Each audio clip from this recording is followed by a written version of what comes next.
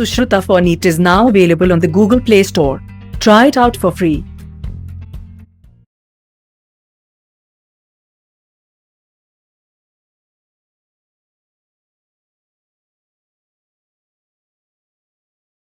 Good evening, everybody. Hearty welcome to biology class. So yesterday, you have heard what all required for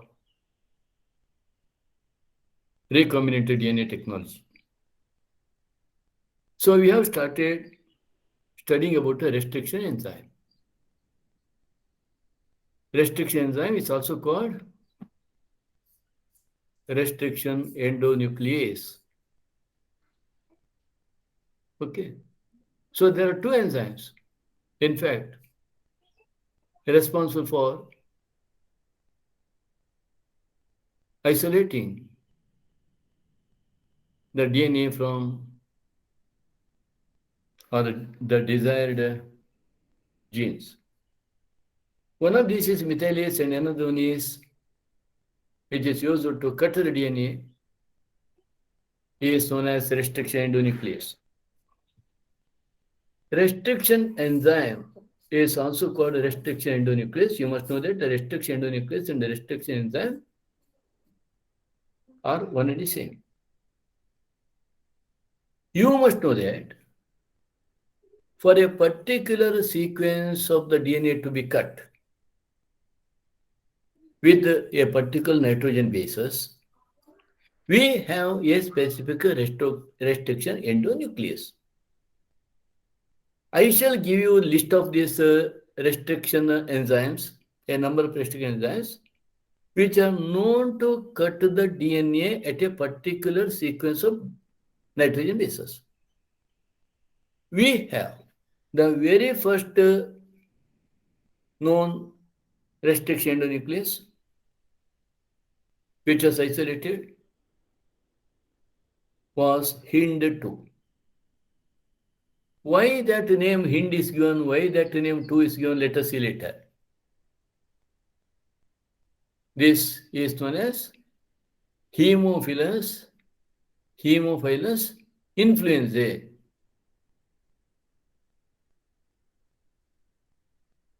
It was found that HIND2 always cut DNA molecules at a particular point by recognizing a specific sequence of nitrogen bases. How many nitrogen bases are here? 6 base pairs.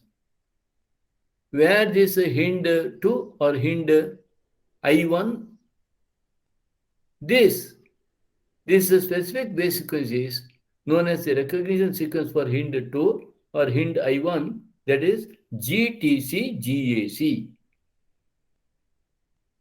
And in the 3' 5' strand, CAG-CTG. Always you must remember recognition sequence or recognition site for HIND-I1. Why I am telling HIND-I1, I will tell you later. Or sometimes we call it HIND2 because these I and 1, they look same. So you have GTC, GAC, CAG, CTG. In your colleges, whether it is called HIND2 or HIND-I1? HIND2, sir. HIND2. Okay. Now, coming to this, besides HIND2, today we know more than 900 restriction enzymes that have been isolated from over 230 strains of bacteria, each of which recognize different recognition sequences. How many enzymes are there? 900. From how many strains of bacteria they got isolated? 230. You must know both these. The convention for naming these enzymes is the first letter of the name that comes from the genus, and the second two letters come from the species of the prokaryotic cell from which they were isolated. For example, you have EcoR1 or EcoRI comes from Escherichia coli RY13. So what is this E-co-RI? E is a generic name, first letter of the genus E. What is the species name? Species name is coli. The second two letters come from the species. E-co. E for genus, CO for coli. Next one is next one. So first one is a letter of the genus. Second two letters are for the species. So here it is a Escherichia coli. They are isolated. So now you got to know what is eco. What is R1 here? Eco R1 or RI. Here RI or R1. The letter R is derived from the name of the strain. What is the name of the strain here? What is the name of the strain? R. What is the name? Yeah. Name of the strain is? Name of the strain is? Name of the strain is? Hello? Are you hearing me? Yes, sir. What is the name of the strain?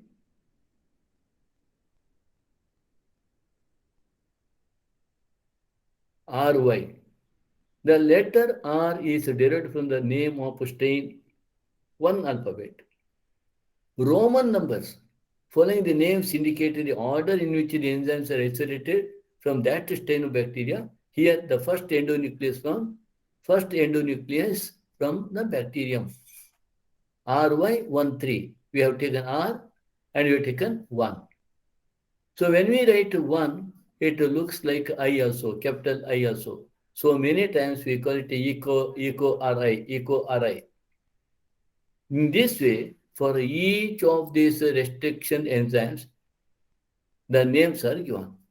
So always ask a question, how the restriction enzymes are named? You will get to know about the names of the restriction enzyme by looking to first alphabet of the genus, next two letters of the species, next which strain it is, next in which order it got isolated. Tanusri, have you followed? Yes, sir. Jayasri, have you followed? Yes, sir. Kavita, have you followed? Yes, sir. Nadira, Yes, sir. Sujit, Siddesh, Charan, Yes, sir. can you go ahead? Yes, sir. Look at this. Additional information. It was Werner Arbor, Daniel Nathans, and Hamilton O. Smith. Arbor, Nathans, and Smith were awarded Nobel Prize in 1978 for the discovery of restriction endonuclease ECO-R1. ECO-R1. Okay. I hope you don't have this information in your book. You please note down. The restriction endonuclease ECO-R1 was actually discovered by Arbor, Nathans, and Smith. Shall you go ahead? Restriction enzymes belong to a larger class of enzymes called nucleases. What do you mean by nucleases? Nucleases are the enzymes which act on the nucleic acids. There are two types of nucleases. Exonucleases, which cut the nucleic acids from the end. Suppose you take this is the nucleic acid. You see that enzyme act on this at the ends. Another one acts in the middle. If it acts from the end, it is exonuclease. If it acts in the middle, it is endonuclease. There are two types of nucleases, exonucleases and endonucleases. Exonucleases remove nucleotides from the ends of the DNA, whereas endonucleases make cuts at a specific position within the DNA. Okay? Now, I would like to know from you, right? I would like to know from you, how many of you, when I give the lecture, make it a point to note down some points. How many of you are doing that? Please raise your hand. Please raise your hand. How many of you just writing down the points?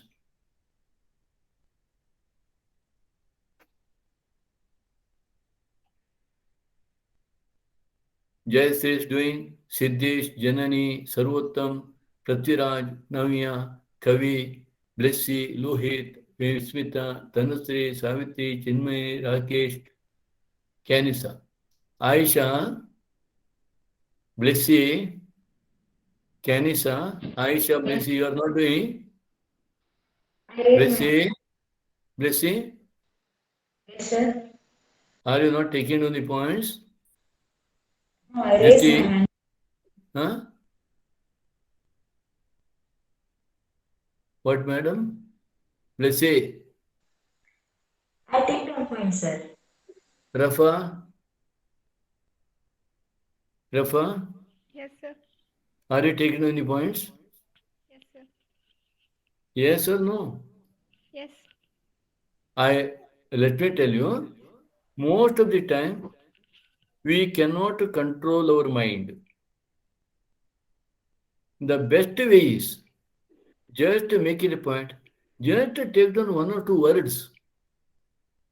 You may not be in a position to take down complete sentence. Even if at all, just to take one or two words, that will be sufficient.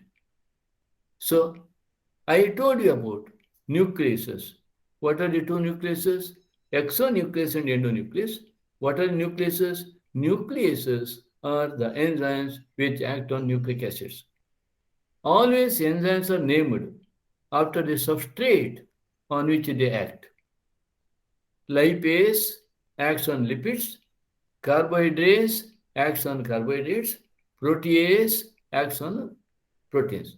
So here, if you look into these nucleases, you have the two types of nucleases, exonucleases and endonucleases.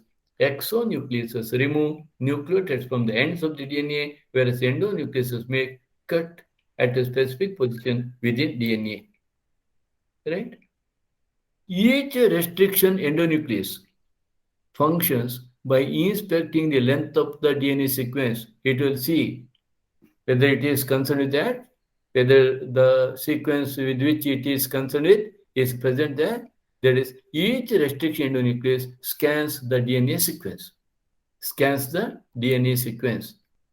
Once it finds it's a specific recognition sequence, I have told you, each restriction enzyme has its own specific sequence. We shall see some of these restriction enzymes and what is their sequence. Once it finds its specific recognition sequence, it will bind to DNA and cut each of the two strands of the double helix at specific points in a sugar phosphate backbone. Where it cuts the DNA in the sugar phosphate backbone. Each restriction endonuclease recognizes a specific palindromic nucleotide sequence in the DNA. Always ask a question, what is palindromic nucleotide sequence? A palindromic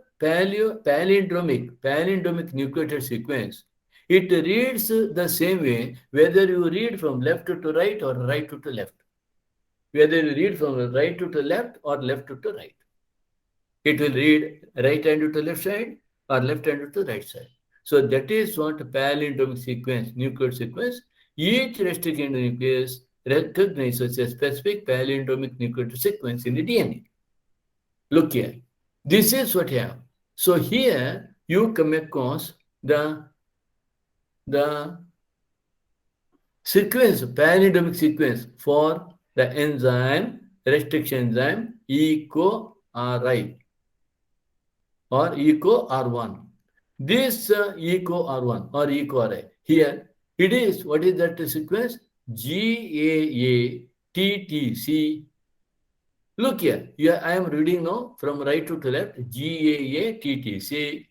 Now I am reading from left to right, GAATTC. This is what is called palindromic sequence. Correct? Palindromic sequence. Right? Where it has to cut? It has to cut this DNA in between the GA. It has to cut the DNA in between the GA. Understood? Clear? Clear? Okay? You can see here, this is cut end. It has cut here, this strand. So it cuts the strand at a particular point. Two strands has to be cut. It cuts the strand here. Understood? Can you, sir? Can you, sir? Yes, sir.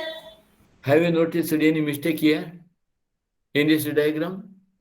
Navya? Anyone? Siddesh? Vishwas? Sir, second diagram. It is between A and A. So, in your textbook also like that? Yes, sir. So, what you have to do, you people have to do this. If at all it is shown like this, you have to put it where? You have to put it here. Are you seeing now? You have to put an arrow mark. You put arrow mark in your pen in this way and not here. Correct? Understood? Okay? Right. I hope you have, whether is there any correction in the latest copy or it is the same in all the copies? What do you have? Same, sir. Nadira? Huh? Same, sir. Same. Same. So you please mark arrow mark here, not here. Whether this was told to you, Can Sally College? No, sir. No. So have you not noticed it? Now I noticed. Now I noticed it. Yeah? Okay. So, shall you continue?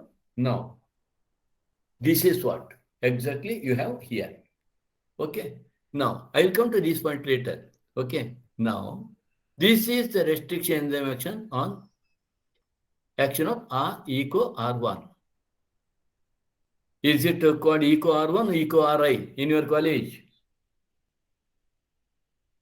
Siddesh, whether this is so taught? Nadira? Sir. Huh? No, sir. Navya? Jyoti? No, sir. Rakesh? Today they have started, sir. Okay. Do you know what palindromes are? These are groups of, always ask you a question. What is a palindromic sequence? These are groups of letters that form the same words when read both forward and backward. For example, Malayalam. You read in this way or that way? Ramar, Madam, Lavel, Civic. Whether you read from right to left or left to right, it reads the same. As against a word, palindrome, as against a word palindrome, where the same word is read in both directions, the palindrome in DNA is a sequence of base pair that reads the same on the two strands when orientation of reading is kept the same. For example, the following sequences reads the same on the two strands of 5', 3' direction. Look here, GAA, TTC. Here, GAA, TTC. Understood? Clear? Shall I go ahead? Any doubt? Restriction enzymes cut the strand of DNA a little away from the center of the palindrome sites, but between the same two bases on the opposite strands. This leaves the single-stranded portion at the end. It leaves the single-stranded portion at the end.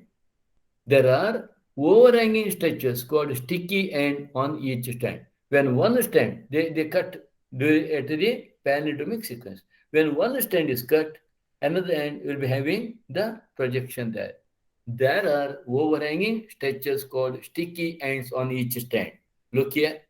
This is what this is what cut, getting cut. When these particular pairs, GAA, TTC, in one of the strands get cut, you see that another strand remains with that palindrome sequence. This is called sticky end. This is called sticky end. What will happen? Look at this particular diagram. What is the DNA? Vector DNA. Vector DNA. So what we are doing to the vector DNA, we are attaching foreign DNA. What is that foreign DNA other is called? What is the foreign DNA other is called? Pardon? LNDNA. Desired gene. Alien DNA, desired DNA, alien DNA. What is the vector DNA other is called? Who is the vector? Yeah. It is the DNA of Plasmid. plasmid. I hope you understand this point. Very, very important. Now, what we want? We wanted to put some DNA or we wanted to put some desired gene into our host animal. We have one host animal, host organism. Into the body of host organism, we wanted to, let us say that all these are bacteria. All these are bacteria. You want to introduce some desired DNA into the bacterium Y. From where you are getting? You are getting from X. What you call this X? You are getting X. What X has? X has a desired DNA. What you do this desired DNA? You take that desired DNA, you get it cut from the cut that desired DNA from the X organism, and you want to put it into the Y.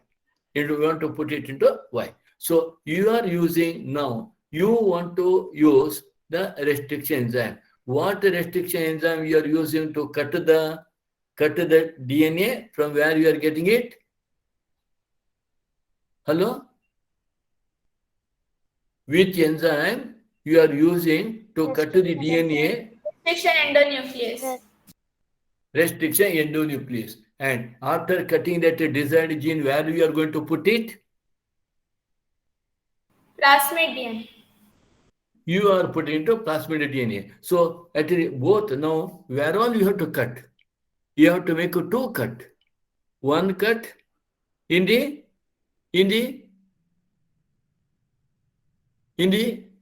bacteria from where you have to remove that desired DNA, and another cut you have to do in the vector where you have to incorporate into. Look here. This is EcoR1 cuts the DNA between bases G and A only when the sequence GAA TTC is present in the DNA. This is what? GAA TTC. So vector DNA. Vector is a plasmid. So here it is cut. And what is left now? Sticky end is left. Sticky end is left. Now this is what you have. EcoRI cuts the DNA between bases G and A only when the sequence GAA TTC is present in the DNA. This is the DNA of the bacteria from which we want to take out a alien piece or we want to take the desired gene. So here also it is cut. Here also it is cut in way. So now this is the sticky end of a vector. This is the sticky end of the donor. So this and this, they now club. So this is what is called recombinant DNA. Okay. So we are using. So what is the now? This is which is the desired gene? Which is the desired gene? Is it that GAA TTC is the desired gene, or the desired gene is somewhere different? Hello? Now, in this, I say here, are you seeing this movement of cursor? Yes, sir. Yeah, I say this is A, and this is B. This is B. This is A, and this is B. You please tell me, where is the desired gene? Where is the desired gene? A. A or B? A. Pardon? A, sir. A. Where is the desired gene?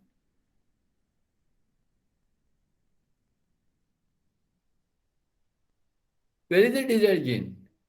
This sequence, whatever we have, this palindromic sequence, and this palindromic sequence is for what purpose?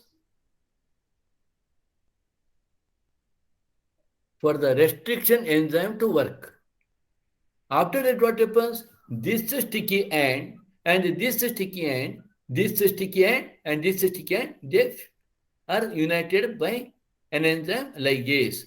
Now, what is this DNA? Whose DNA? Vector Whose DNA it DNA. is? Vector DNA. Vector DNA. And this is Foreign DNA. foreign DNA. You have desired gene here, Rakesh. Rakesh, Yes, sir. desired gene is here. This desired gene is joined with vector DNA by making use of this palindromic sequence. Okay, clear? Yes, sir. Any doubt? Shall we go ahead? Yes, sir. Harshvardhan, Charan, Siddesh. Yes, sir. Is it clear? Yes, sir. Shall we go ahead? Sarvottam? Yes, sir. These are named so because they form hydrogen bonds with their complementary cut counterparts. Which one? We are telling about that. There are overhanging structures called sticky end. Sometimes you'll be asked, write short note on sticky ends. Why they are called sticky ends? These are called sticky ends because they form hydrogen bonds with their complementary cut counterparts. Complementary cut counterparts. Okay?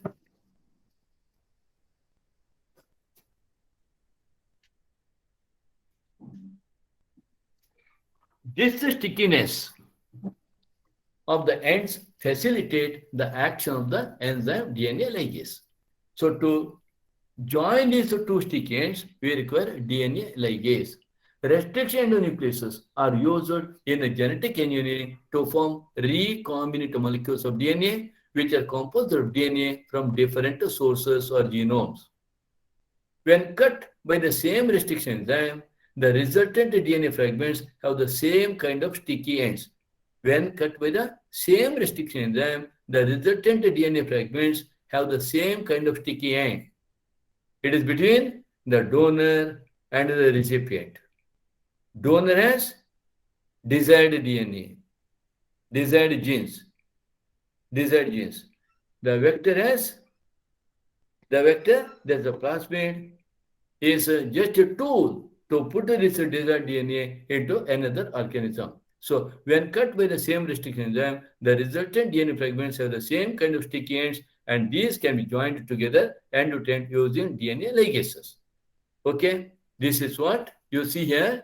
What is this? What is this? Plasmid. What is this? Vector DNA. So what we want? We want to add this foreign DNA. We wanted to add this foreign DNA to where we wanted to put it, this foreign DNA. In this foreign DNA, we want some piece, a particular piece we want. A particular piece of this foreign DNA we want. So what do? We get it cut. We get this foreign DNA cut by the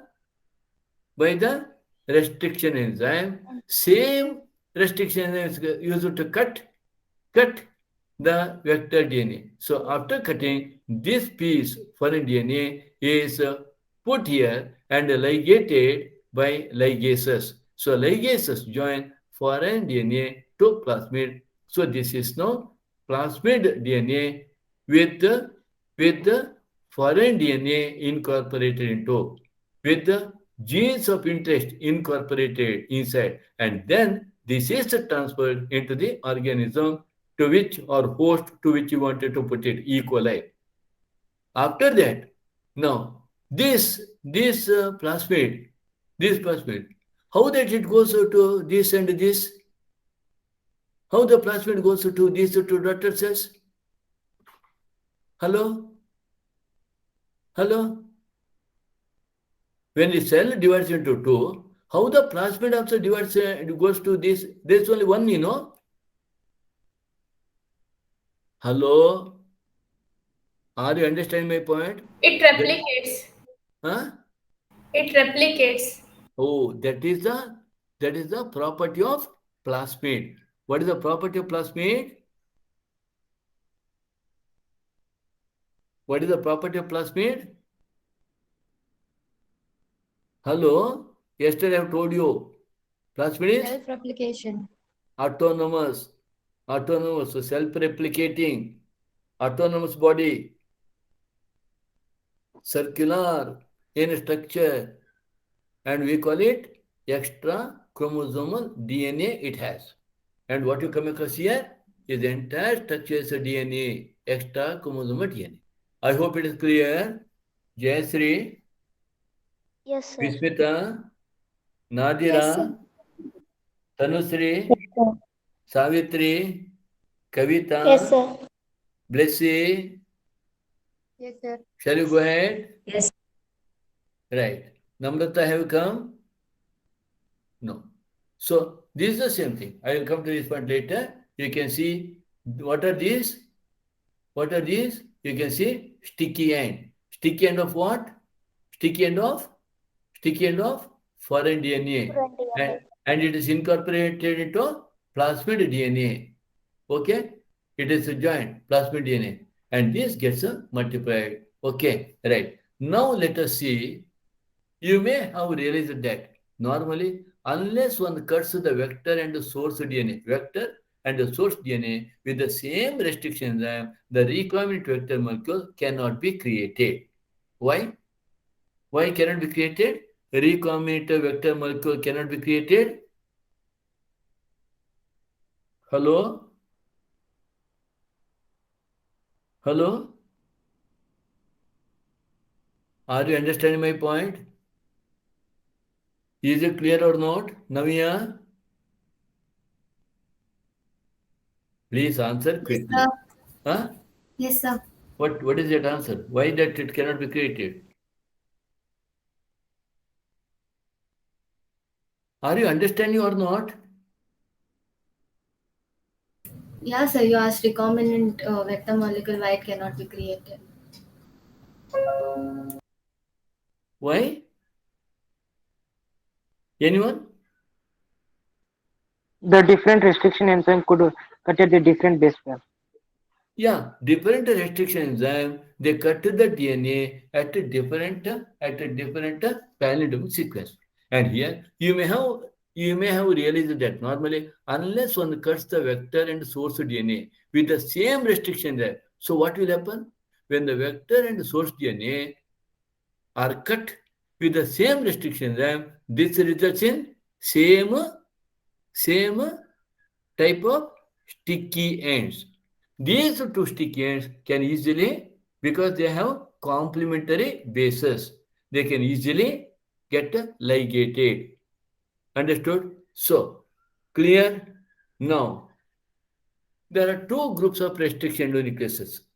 It is the additional point. You don't have in your NCERT book. There are two groups of restriction endonucleases. One group of endonucleases produce short single-stranded ends which can join single-stranded ends of other DNA fragments having complementary sequences. Such ends are called staggered ends, sticky ends, or cohesive ends. This is what we have already studied. That is what? Staggered ends, sticky ends, or cohesive ends. These single-stranded sticky ends are produced by the restriction enzymes because they cut the strands of DNA slightly away from the center of restriction site, of course, between the same two bases on the two strands. E. coli from Escherichia coli and BAM-H1 from Bacillus amyloliquefaciens belong to this category. E. coli, E. coli, E. coli, E. coli, and BAM-H1, they have sticky ends or staggered ends or cohesive ends. So you see that it is cut by leaving one simple, one small free end, one strand only, sticky ends. At the same time, you have here Now you can see this is what? EcoRI. Here, you do come across here, this is what the sticky end. So because it got cut here, this is the sticky end. And this is for BAM H1. This is the sticky end. CCTAG. This is the sticky end. Right? Sticky end. Now, if the DNA from the different sources are cut by the same restriction endonuclease, they would produce complementary sticky end. With the help of enzyme DNA ligase, the complementary sticky ends of the two DNA can be joined end to end to create a recombinant DNA. Now, on the other hand, the second group of endonucleases cut both the strands of DNA at the same place. So, what you have seen in one type, if these two strands are there, one piece got cut, sticky end. If these are two there, this got cut, sticky end. And these are two sticky ends are the complementary bases so that they can get bound easily. But another type of endonuclease, there will not be any sticky end. It is a blunt end. It gets cut like this, cut like this. The second group of endonuclease cut both the strands of DNA at the same place so that single-stranded pieces are not left on the ends. Single-strand pieces are not left. Ends without a single-strand sequences are called blunt ends or flush ends. Blunt ends or flush ends. SMA1 from Serratia marcescens, and SAL belong to the category of endonucleases which produce a blunt end. I hope you understand now. There are two types of endonucleases, one with the sticky end and another with the blunt end. Now let me show you the blunt end. See, this is what it gets cut here. No sticky end, blunt end. See, GGG, blunt end. It gets cut here. TCA, get cut here. CTCA, blunt end. CTA, blunt end. There is no sticky end at all because it gets cut here in the middle. Okay, so fragments with blunt ends may be used as such. Small linkers are sometimes added to the ends for separation of gene later on. Blunt ends are also made sticky or cohesive by addition of poly A or poly T sequences with the help of enzyme terminal transferase. So this is a little bit additional information, that is a sticky end is in some, but in some you would come across what is called a blunt end. And blunt end you come across in SMA1, SSA1, ECO R5. Understood this? Or you find it difficult? Look here. Which is with the blunt end, which is the sticky end here. ALU1, HE3 produce blunt ends. BAM-H1, HIND3, ECO R1, they produce sticky ends. Are you understand this? Hello? Hello? Yes, sir. Yes, sir. Can you see here? Yes, sir. ECO R2. ECO R2. This is what here? This is what here? Palindromic sequence of different restriction enzymes. Okay? Palindromic sequence. And I shall do one thing. I shall put this. You please, someone of you just remind me. I shall put this in Google Classroom. This particular information. Look here. These are all palindromic sequence. These are all restriction. What the sequence you call? What you call this? Recognition sites. Recognition sequences for different restriction enzymes. Understood? Clear?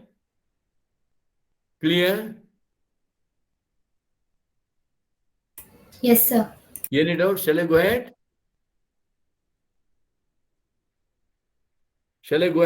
Sarottam?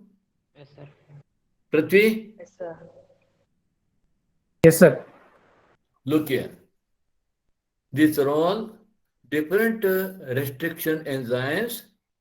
These are all recognition sequences for these different enzymes. And this is from which organism they got isolated. Clear? Jyoti? Hello? For those, this topic is not done, please let me know whether you have followed or you want any other explanation. Hello? Shall I go ahead? Or you want me to explain anything? Don't keep quiet. You will be the loser. You will be the loser if at all you have not understood. If you don't say, sir, I have not understood, I want this particular point to be explained. Anantita students, Savitri, Yes, sir. is it clear? Yes, sir. Okay. Siddesh, Yes, sir. is it clear? Yes, sir. Okay. Now, separation and isolation of DNA fragments. The cutting of DNA by restriction endonucleases results in the fragments of DNA. Now, restriction endonuclease has cut the DNA. The cutting of DNA by restriction endonucleases results in the fragments of DNA. These fragments can be separated by a technique known as gel electrophoresis. Now, we wanted to take that, whatever the gene of interest, your desired gene, you have to collect it.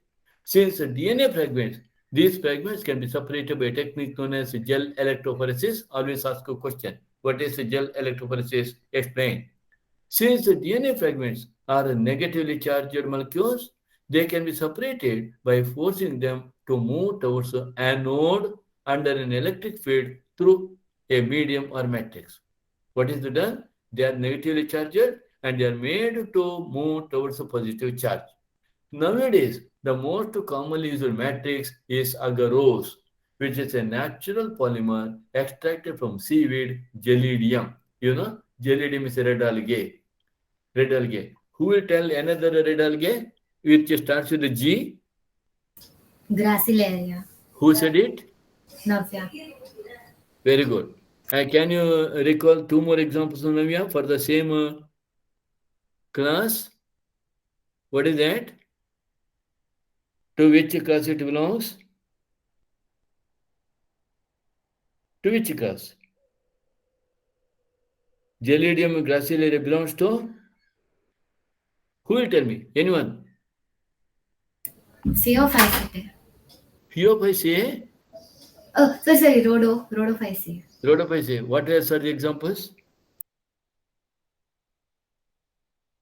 What else are the examples? Kanisa? Rafa?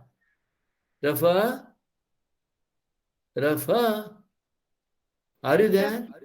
Are you there? Okay, tell me. Blessy. Yes, sir. Do you know Nadira? Ismita? Ismita? Yes, sir. Yes, You sir. know? Huh? Do you know? Rhodophyceae. Rhodophyceae is also called a red algae. Do you know any other examples for this red algae?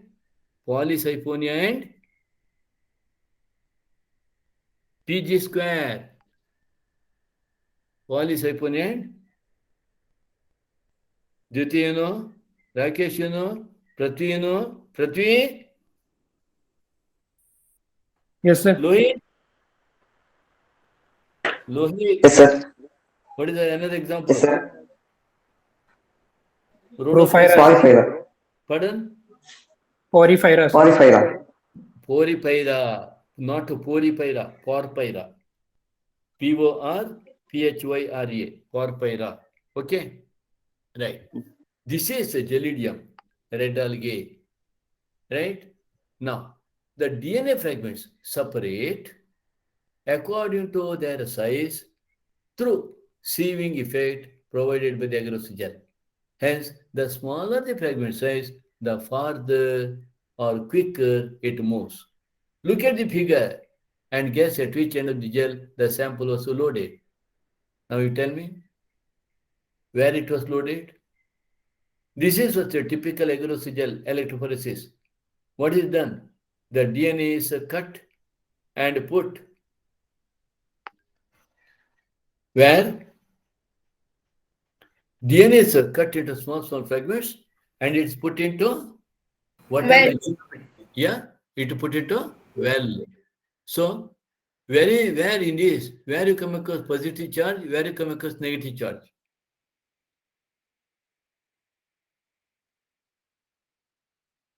You know DNA is negatively charged. And these wells are put with the DNA fragments. On the smaller the fragments, they move quickly. And here you come across Positive. cathode or anode. Hello? Anode. Anode. So smaller the molecules, they move fast. Okay? Now let us see. The separated DNA fragments can be visualized only after staining the DNA with a compound known as ethidium bromide. You must use ethidium bromide to see the DNA, otherwise you can't see. Followed by exposure to UV radiation. You cannot see pure DNA fragments in the visible light and without staining. You can see bright orange colored bands of DNA in a ethidium bromide stained gel exposed to UV light. The separated bands of DNA are cut out from the agarose gel and extracted from the gel piece. And this step is known as elution. Always ask a question. Elution. Where you come across this, you come across separated bands of DNA. That separated bands of DNA are cut out from the agarose gel and extracted from the gel piece. So these, the DNA fragments purified in this way are used in constructing recombinant DNA by joining them with the cloning vector. So what we have to do, whatever the gene of interest you have, we have spoken about alien space, alien DNA. Whatever DNA you want, that DNA you must get in sufficient quantity. So these DNA are then this DNA, required DNA with the desired DNA, they should be isolated and they should be available in plenty. For that, what is done, you see here, this is what you would come across the DNA that is put here. And this, the smaller the particle, always move towards the anode. And when they move, then this is the gel paper, and then they are cut. Wherever they are getting collected, they are cut. So how fast will the DNA migrate? Strength of the electrical field, buffer, density of agarose gel, that's important. Size of the DNA is also count. Small DNA move faster than large DNA. Gel electrophoresis separates DNA according to the size. Small will be here towards very close to the anode. Then you will come across the little larger. The largest will be towards the cathode. Okay. So this is what you have. Have you understood this point? Have you understood this point? Right? These are all whatever that's used for that. Okay. This is what is called gel electrophoresis.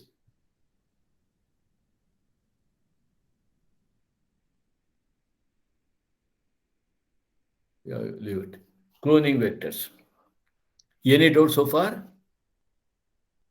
Any doubt? What we have done? We just collected the DNA from the organism, bacteria, in which we have the desired gene. And these desired gene, that DNA fragments, are first that they are separated by using this restriction endonuclease enzyme.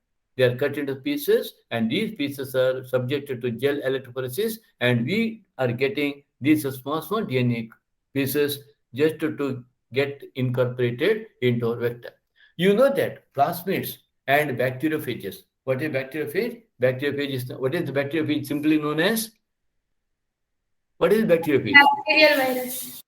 Bacteriophage is the virus in the body of bacteria. You know that plasmids and bacteriophages have the ability to replicate within bacterial cells, independent of the control of chromosomal DNA. So plasmid has the DNA. This DNA, whatever it has, plasmid has, this DNA is not under the control of chromosomal DNA. Nucleus has no control. You know that plasmids and bacteriophages have the ability to replicate within bacterial cells, independent of the control of chromosomal DNA.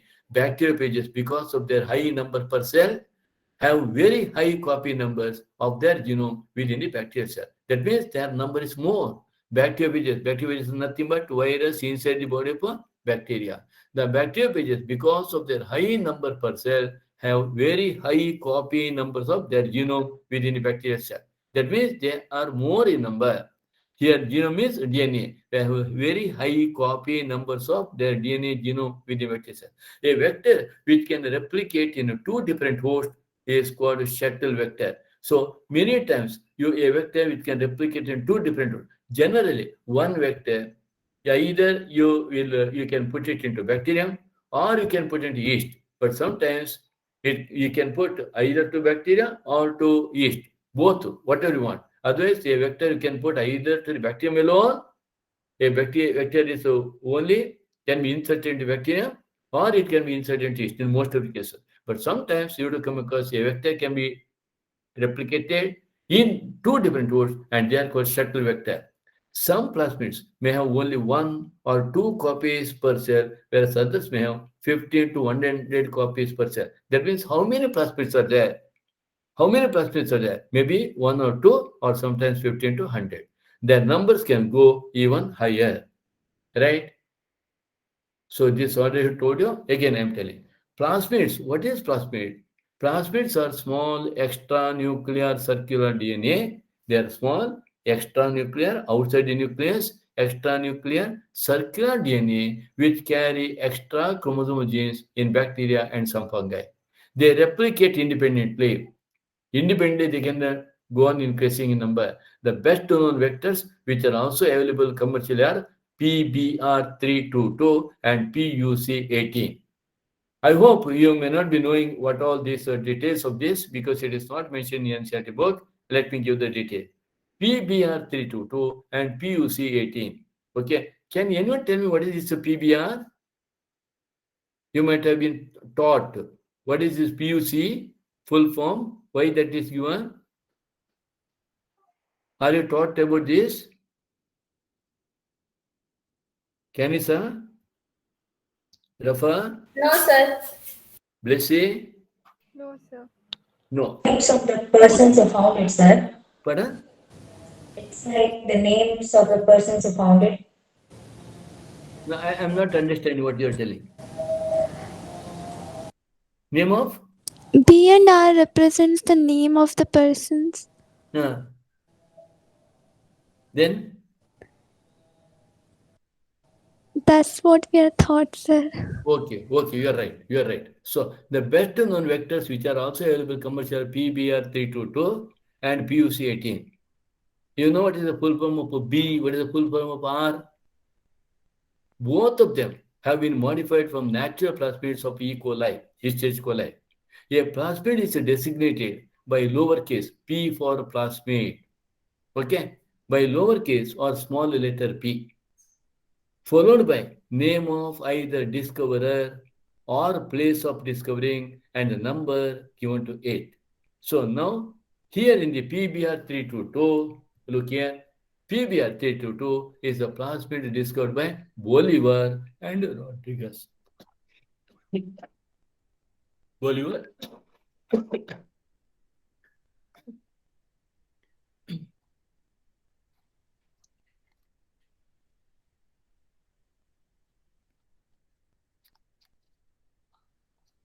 PBR322 is the plasmid discovered by Bolivar and Rodriguez, who designated it as the 322.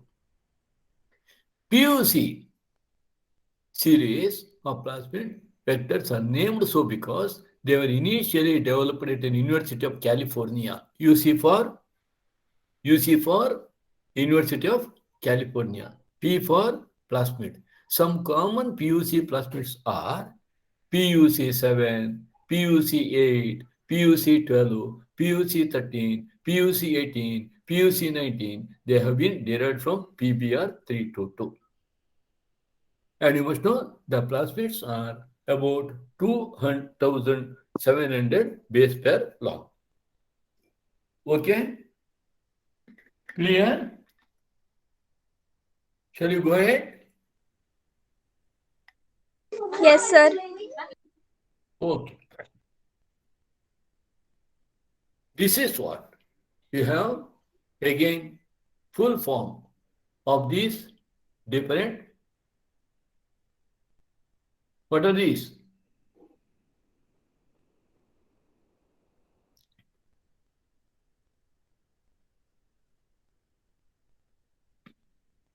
What is this PST1, PV1? They are all restriction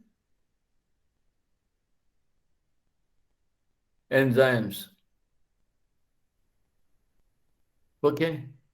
PBr322 is plasmid. Right?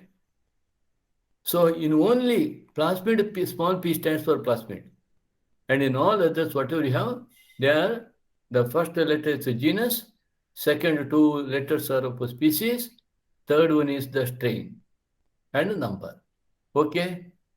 So here, with all these, you must know, TET-R, tetracycline repressor protein. The expression of tetracycline TC resistant genes is regulated by TET repressor protein called TET-R. ROP, repressor of a primer gene. AMP-R, ampicillin repressor protein. We shall see the details later. This is what I have already once I have projected. Again, I'm showing you the different restriction enzymes. And very, very important is what? What are these? What do you call these? Hello. Nadira. Yes, sir. What are these?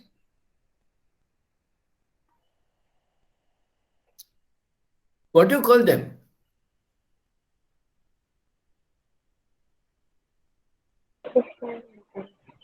Pardon? Pismita? Palindrome sequence. The palindrome sequence also known as? Hello? Recognition site. Recognition site. Recognition site or recognition sequences. Okay, right? This is what you have. Figure, always ask a question. It is a E. coli cloning vector PBr322 showing restriction sites HIND3, EcoR1, BAMH1, SA SAL1, PVU2, PST1, CLA1. All these you must know the different regions and where these different restriction sites are present and where we have ampicillin resistance genes are present. Very important, you must know about that. And you may be asked in examination to write the diagram of PBr322. Right? Origin of replication. ORI. This is a sequence from where replication starts and any piece of DNA, when linked to the sequence, can be made to replicate within the host cell. This is a sequence. Origin of replication is a sequence of nitrogen base from where replication starts. And any piece of DNA, when linked to the sequence, can be made to replicate within the host cell. This sequence is also responsible for controlling the copy number of the linked DNA. How many number you have to produce, that also is responsible for that. So if one wants to recover many copies of the targeted DNA, it should be cloned in a vector whose origin support high copy number. So if one wants to recover many copies of the targeted DNA, it should be cloned in a vector whose origin should support high copy number. Have you understood this?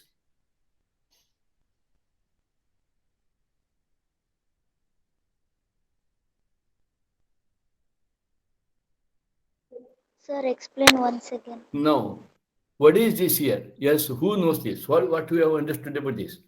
What is that? Targeted DNA.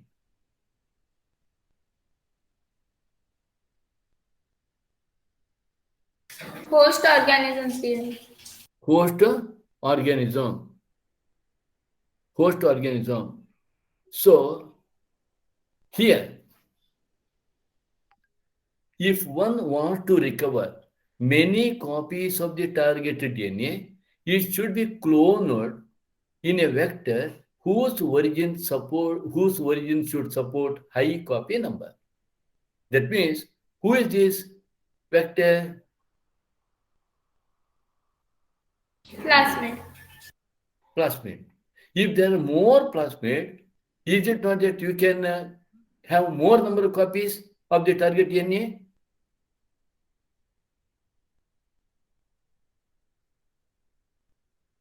Are you following me?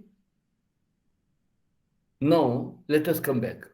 You wanted to put a desired gene of interest also you call. We wanted to take a desired gene from one organism and put it into another organism, one bacterium to another bacterium. So who is the target here? X and Y. I said I shall go back to the first one. You have X and Y bacteria. X is the bacteria from where you have taken the desired gene. Y is the bacterium where you are going to put the desired gene. In between what comes? In between comes a plasmid. Plasmid. Now, if one want to recover many copies of the targeted DNA is the one target DNA is present where? Where we are putting this target DNA? Out of this X and Y?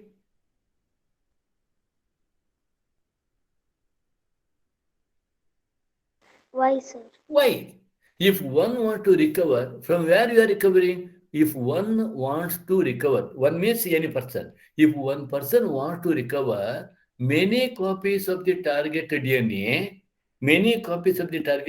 target DNA is in a host organism, many copies of target DNA, it should be cloned. Who should be cloned? It should be cloned. Which one should be cloned? Target DNA. It should be cloned in a vector whose origin should support or whose origin supports high copy number. If at all this particular host DNA, if at all it supports more number of vector, that means you will get more number of targeted DNA. In the host DNA, if at all you want to get more number of target DNA, the host DNA should support more number of vector. That means having more copy number. That means if at all the host organism has more capability of having more plasmid, it can have more of this targeted DNA. Have you understood or not? Now, you are going to put the desired gene from X to Y. If the Y is not accommodating, you are putting it through whom? You are transferring this desired gene from X to Y via Vector. Vector. What is vector? Plasmid. Vector. If Y does not accommodate more vector, can you get more copies of target DNA? No. Here, please remember, target DNA is nothing but gene of interest or desired gene. Okay? Desired gene. So it is clear here. If one wants to recover many copies, or if one to recover, I will put the other word. If one wants to get many copies of the target DNA is a desired gene, or what already you have called alien piece, gene of interest. If one wants to get many copies of the gene of interest or target DNA, it should be cloned in a vector whose origin support high copy number. It should be cloned in a vector. The vector is a plasmid. It should be cloned in a vector whose origin support high copy number, means this vector, this plasmid should be present more in number in the host organism. Still you have doubt? No, sir. Okay. Now, selectable marker. This is another point. What is this? In addition to ORI, what is ORI? Origin of replication. In addition to ORI, the vector requires a selectable marker, also known as a reporter gene. meant for distinguishing a recombinant from non-recombinant DNA. A vector requires a selectable marker, also known as a reporter gene, meant for distinguishing a recombinant from non-recombinant DNA, which helps in identifying and eliminating non-transformant bacterial cell and selectively permitting the growth of the transformants. Okay, please listen to me very carefully. Okay, this is an important point. In addition to origin of replication site, where we are going to put the desired gene, where we are going to add the gene of interest, because from there, whenever this replication takes place, it will be replicated and it will be carried easily to the plasmid. In addition to the vector requires a selectable marker. Another marker is required, also as reporter gene, meant for distinguishing a recombinant from non-recombinant DNA. Okay, now you have put a plasmid into in our example X to Y. You have put a gene of interest from X bacterium, and you are going to put it into Y bacterium through plasmid. The moment you have put that plasmid into the Y bacterium, okay, inside the Y bacterium, do you think that only this plasmid with the gene of interest will be there, or there will be some other plasmid?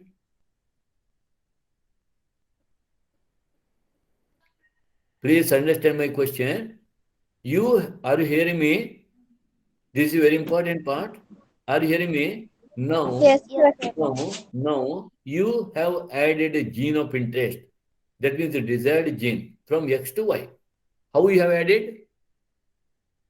How you have Through plasmid. transferred X to Y? Via Vector. plasmid. You are putting that plasmid into Y. You are making that plasmid, introducing it to the Y. My question is that, do you think that Y has now plasmid of how many types?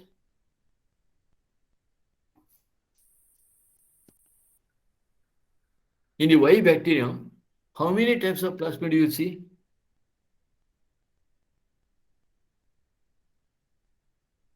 Vismita, Yes, sir. answer my question.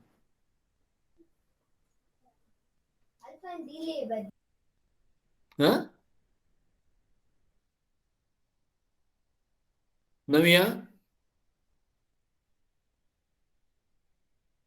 Yes, sir. Pardon? Yes, sir. Answer my question. When you are introducing plasmid from X to Y, do you think that in Y bacterium only that plasmid is there, some other plasmid also there? The plasmid from the X will be transformed to Y, right? No, now my point is that when you have added the plasmid from X, you have added DNA from the X gene of interest into the body of Y bacterium, inside the bacterium. Now, do you think that Y bacterium has only the plasmid which you have introduced now, or it has other plasmid there? Its own plasmid Its own plasmid also will be there. will be there. Is it a recombinant type or non-recombinant? Non-recombinant. Non-recombinant. Is it? Pardon? Non-recombinant. Is it a transformed or non-transformed? Non-transformed. So now you have to, now you have to select, you have to find out. Look here. In addition to ori, the vector requires a selectable marker, also known as reporter gene, meant for distinguishing a recombinant from non-recombinant DNA, which helps in identifying and eliminating non-transformed bacterial cells, and selectively permitting the growth of the transformed bacterial cell. You just know that. I will come to that point again. Transformation is a procedure through which a piece of DNA is introduced into a host bacterium. So transformed means it's a procedure through which a piece of DNA is introduced in host bacterium. Host bacterium is the one here out of X and Y. Y is the host bacterium. And why is the host bacterium? Or transformation, the passage of foreign DNA or plasmid containing passenger DNA into a host cell. So that is a transformed bacterial cell. A transformed bacterial cell is one which got the foreign DNA. Okay, right. So normally the genes encoding resistance to antibiotics. You have this another important point. Normally, the genes encoding resistance to antibiotics such as ampicillin, chloramphenicol, tetracycline, or kanamycin, etc., are considered useful selectable marker for E. coli. In Escherichia coli, you do come across these particular markers, which are the ampicillin, chloramphenicol, tetracycline, or kanamycin, etc., are considered as a useful selectable marker. They are what that marker have? These region where they have these are the selectable marker which have the gene encoding resistance to antibiotics. They have the gene resistance to all these antibiotics. So this particular gene, where this particular gene is present, they are called selectable marker. I repeat again, if at all you take a circle, a round circular plasmid, in this plasmid, you will come across at a certain region of the plasmid. What is that plasmid? Plasmid is nothing but? Vector. DNA, vector. It is a DNA inside. If you look into that, in this you come across certain area to have some genes, certain part to have some genes, and these genes are responsible to show resistance to antibiotics like ampicillin, chloramphenicol, tetracycline, kanamycin, etc. The normal E. coli cells do not carry resistance against any of these antibiotics. The normal E. coli does not carry any resistance against any of these antibiotics. I shall show you now. Let us look into cloning site or unique restriction sites or recognition site. It is called unique restriction site or recognition site. In order to link the alien DNA, where we are putting this DNA, now we have to see. In order to link the alien DNA, foreign DNA, the vector needs to have very few, preferably single recognition site. Vector needs to have, who is vector? Plasmid. Plasmid needs to have very few, at least preferably single recognition site for the commonly used restriction enzyme. Okay. Presence of more than one recognition site within the vector will generate several fragments which will complicate the gene cloning. So always for effective recombinant DNA technology, the vector needs to have only one, preferably single recognition site for the commonly used restriction enzymes. Commonly used restriction enzymes, some of them I have already mentioned. Okay. Presence of more than one recognition site within the vector will generate several fragments which will complicate the gene cloning.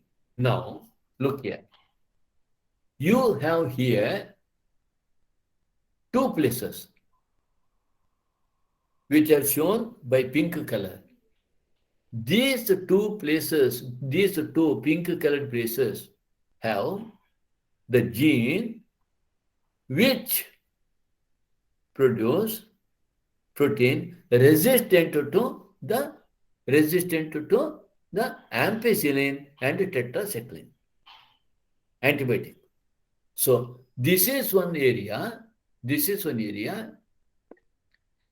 area has the gene which show resistance to ampicillin. This area has a gene which show resistance to tetracycline. These are the two areas, sites. This site has a resistance, genes which show resistance to antibiotic, ampicillin. And this show resistance to the antibiotic, tetracycline. Okay? Now, if in all this bacterium is put in the antibiotic, ampicillin, whether the bacterium is going to die or survive? I am asking you, the bacterium has this particular vector. This particular vector is there in that bacterium. And I am putting this bacterium in ampicillin, antibiotic. Whether this bacterium will survive or die? Survive. Survive. Why it survives? Because it is having resistance against ampicillin. Ampicillin. Who said it? Vismita. Vismita, star of the day. If at all I put it in a tetracycline antibiotics,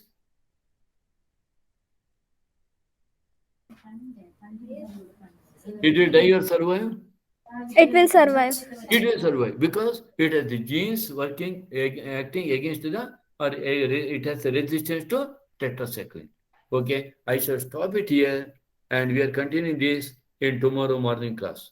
Okay, here this is the most important point which generally students feel it difficult.